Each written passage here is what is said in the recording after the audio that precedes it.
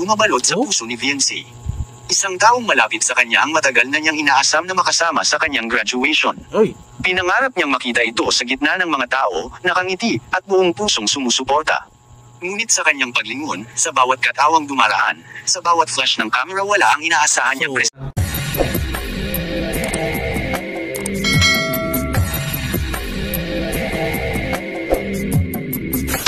Alright, what's up mga tangay, mga lingap? Welcome back. This is my YouTube channel, Katangay PLC. Isang mapagpalang araw mga tangay. Good morning, good afternoon, at good evening. Alright mga tangay, mag-reaction tayo for today dito pa rin sa vlog si Kalingap Rab. Pero may kinuna reaction mga idol, mga Kalingap, mga tangay, dito kay Kalingap TV. At alright mga tangay, kung hindi ka pa nakasubscribe, sama ng Kalingap kay Kuya Bal Santos Matubang, mag-subscribe ka na para update ka sa mga premier update live ni Kuya Bal. Kaya atid na, mag-subscribe ka na mga tayo, panoorin natin. At kaya Kalingap Rab, kung hindi ka pa nakasubscribe, subscribe na, panoorin natin mga vlogs, at charity, mga love team, like and share natin lang doon, skip ads, at kay Kalingap Ido. At kung hindi ka pa nakasubscribe sa aking munting YouTube channel, tayo mga Kalingap, mga idol, mag-subscribe ka na para update ka sa mga upload reaction ko. At sa Facebook ko, kung hindi ka pa nakapalo, Katangay PLC, ipipage ko Katangay PLC 2.0, nag-upload reaction dyan, nakamatangay, at nagapahanamanihan ako dyan sa mga followers natin dyan. So alright mga tangay, dito mag-reaction tayo dito nga. Sino kaya, naku po, sino kaya ang hinihintay na mahalagang tao ni Viancy?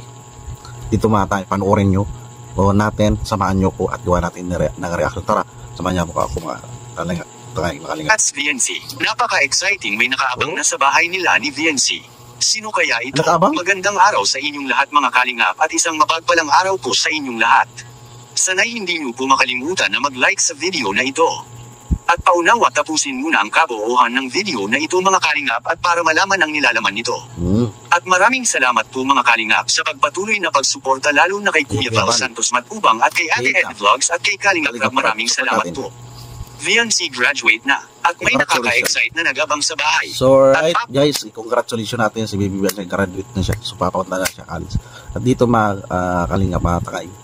Kaso lang may naghihintay sa kanya sa bahay bago niya pag-graduate. Sino kaya ito?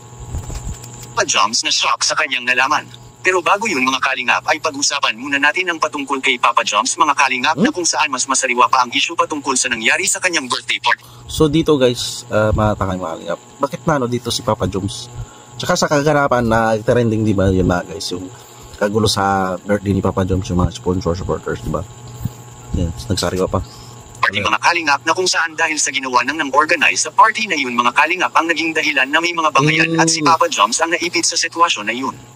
Dahil hindi man lang kagad kumibo si Papa Joms at nagpadala lang anya si Papa Joms sa kanyang mga sponsors na ganun na lang. Ganun na nga. Will linawin muna natin mga Kalingap na ang mga pangyayari na iyon ay hindi yung kagustuhan ni Papa Joms na ganun ang mangyari at walang kaalam-alam si Papa Joms na ganun. Yan na naman kagustuhan ni Papa Joms. Ang gusto lang ni Papa Joms doon, celebrate, mapagbigyan ng mga supporters kung anong venue o celebration, di ba? Tayo mga Kalingap, mga idol. Pala ang nangyari sa labas. Samot-sari ang mga comment ng mga nagmamahal kay Kuya Bal mga Kalingap at isa na nga dito na si Papa Joms anya ay lumaki na anya ang ulo nito dahil sumikat na at kumita na siya ng malaki dahil sa tambalan nila ni Carla. Hindi naman siguro ganun mga Kalingap at kahit na si Papa Joms pa ang nakakaalam na ganun ang nangyari sa labas ay talagang hindi siya papayag na ganun ang mangyayari. Sa dami na siguro na ginagawa niya sa loob at kaya hindi niya namalaya na nagkaproblema na at may mga hindi na nakapagkaintindihan at dahil sa sinabi ni Kuya Bal kamakailan mga Kalingap na ititigil muna. Hindi natin alam tayo mga Kalingap, baka hindi lang nakaintindihan. So nasa vlog naman yan ni Kalingap para tayo mga Kalingap, mga idol. Baka hindi lang nakaintindihan. So dapat, pero at least tapos na, di ba? Issue na yun. Ang Jomcar ay si Papa Joms na shock at hindi makapaniwala dito lalo pa at mahal na mahal niya ang Team Kalingap. Dahil sa Team Kalingap nagbabago talaga ang kanyang estado sa buhay ngayon at sa kabilang dako naman mga Kalingap graduation day nga ngayon ni Viancy mga Kalingap at ngayong araw ay isang mahalagang yugto sa buhay ni Viancy ang kanyang araw ng pagtatapos. Isang araw na pinangarap, pinagpaguran at matagal na hinintay. Sa kanyang suot na toga at ngiti sa labi, dala niya ang bunga ng maraming gabing pagpupuyat, sakripisyo, at panalangin. Isa na siyang ganap na nagtapos isang patunay ng kanyang determinasyon at lakas ng loob. Ngunit sa kabila ng mga palagpak at pagbati, may munting lungkot na bumabalot sa puso ni Viancy. Isang taong malapit sa kanya ang matagal na niyang inaasam na makasama sa kanyang graduation. Uy, Pinangarap niyang makita ito sa gitna ng mga tao, nakangiti, at buong pusong sumusuporta. Ngunit sa kanyang paglingon, sa bawat katawang dumaraan, sa bawat flash ng camera wala ang inaasahan niyang sino, isang katanungan to mga mga lingap, mga idol, kung sino ang inaasam niya ito. Tuloy natin. presensya. Muntik nang magtampo si Viance. Sa dami ng naruroon, bakit nga ba hindi dumalo ang taong yun? Hindi ba niya alam kung gaano kahalaga ang araw na ito?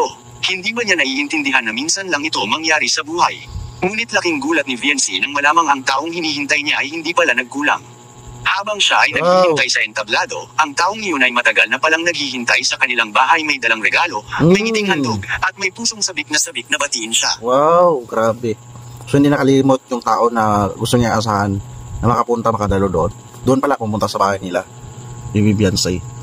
Ang hindi nila pagkikita ay hindi dahil sa paglimot, kundi dahil sa di pagkakaintindihan ng lugar ng tagpuan. Doon napagtanto ni Viance na ang tunay na pagmamahal ay hindi nasusukat sa lugar o oras ng pagdalo, kundi sa intensyon at ginawang pagsisikap. Sa kabila ng hindi pagkakaabot sa seremonya, dama pa rin niya ang presensya at suporta ng taong iyon sa bawat mensahe, sa bawat yakap, at sa bawat ngiting ibinigay matapos. Wow, grabe naman tao na yun. Mag-support. Sino kaya yun, diba? Siyang lahat. Ang araw ng graduation ni Viance ay hindi lang tungkol sa pagtatapos. Isa rin itong paalala na sa buhay, may mga hindi inaasahang pangyayari.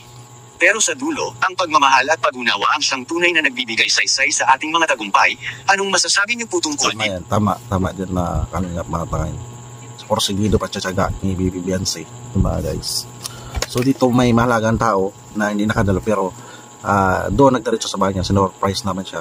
At hindi na ano dito sa video kung sino yun, pero wag na lang yan, baka magkaroon pa ng na timing ng graduation ni Viance. Masaya na yung ang celebration na yun. So enjoy na lang kung sino mang tao na naman yung mahalaga kay Viance. So makabahan na lang natin kung sino yun, diba guys? Tuloy natin dito mga kalinga. Please comment and God bless you all. Yan. So alright mga guys, mga idol, mga kalingap, mga tangay, ito nga sa thumbnail ko, linawin ko lang. So may tao talagang gusto todo support kay Viance. Kung sino man yon, ay sana patuloy siyang magsuporta kay Viance sa Team Kalingap na rin, di ba?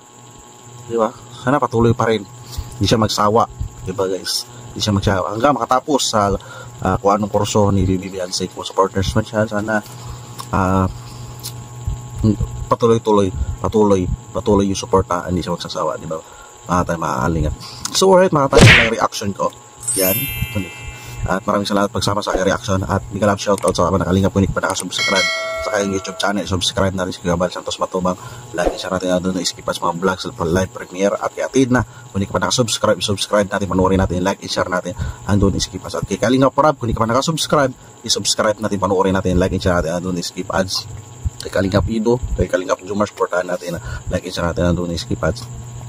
HC, Danjoy, Jongkar at lahat ng beneficyan. Kay Kalingap Rab, like and share natin, panoorin natin mga guys, mga idol, mga Kalingap.